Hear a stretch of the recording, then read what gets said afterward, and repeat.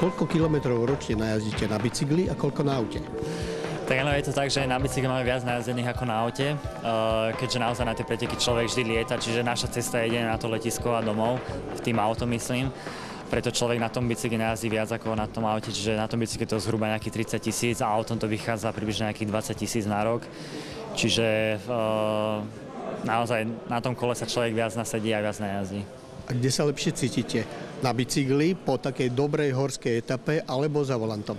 Tak ja osobne mám veľmi rád šoferovanie, alebo pre mňa je to, dá sa povedať, aj relax niekedy, čiže mne to vôbec nevadí aj dlhšie šoferovať a za volantom sa cítim fajn, čiže naozaj niekedy je to lepšie byť za tým volantom ako na tom kole, keď človek na tom kole sa necíti moc dobre, presne to auto nebolí, neničí ho to auto, čiže to šoferovanie je niekedy oveľa príjemnejšie. A aké sú vzťahy medzi šoférmi na cestách a cyklistami?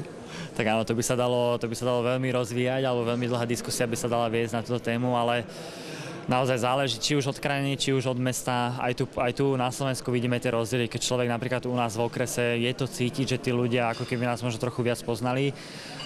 Je tam nejaký ten trochu iný rešpekt, alebo tí ľudia sa k nám ináč správajú, čo je veľmi príjemné. Ale naozaj objavia sa na tej ceste aj tí, s prepáčením, tí blbci, ktorí neuvedomujú si to riziko, alebo to, čo sa môže stať, že prejdú vlastne okolo tých cyklistov veľmi blízko a človek ani nevie ako a môže sa stať také zranenie, alebo dokonca môže niekoho prizabiť. Čiže naozaj to záleží od tých vodičov. No. Super kombi je dosť veľké auto, popracujete sa tam s bicyklami a s technikou? Tak ja si myslím, že bez problémov, naozaj bude to bezproblémové. Ako ste hovorili, to auto je dosť veľké, je priestranné, veľa tímov ho používa ako tímové auta a naozaj v tých tímových autách sa veľa do toho zmestí, a musí sa do toho veľa zmestiť a aj sa veľa zmestí, preto veľa tímových aj používa a si myslím, že z tohto hľadiska nebude vôbec žiaden problém. Škoda Auto už je niekoľko rokov sponzorom Tour de France.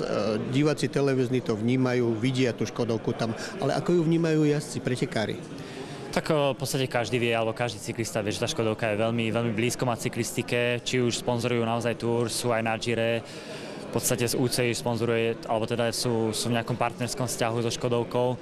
Čiže naozaj tie vzťahy sú tam a je to v podstate jediná taká motoristická značka, ktorá tej cyklistike veľmi patrí alebo je veľmi úzko spätá a tí cyklisti to tiež vnímajú, tí cyklisti tiež vidia tie auta na tých pretekoch pokaždé, keď idú. Čiže pre nás to je už, dá sa povedať, bežná súčasť cyklistiky. Tono Novosad, váš takmer sused, bol kedysi výborný cyklista a potom bol aj pretekár automobilový. Nechystáte niečo také na záver kariéry? Tak kľudne, ja, jak som hovoril, to šoferovanie veľmi mám rád, alebo je to pre mňa relax a už dokonca som skúšal aj na dráhe sa voziť, čiže naozaj to šoferovanie ma baví a prečo nie, možno jedného dňa aj k tomu sa dostanem.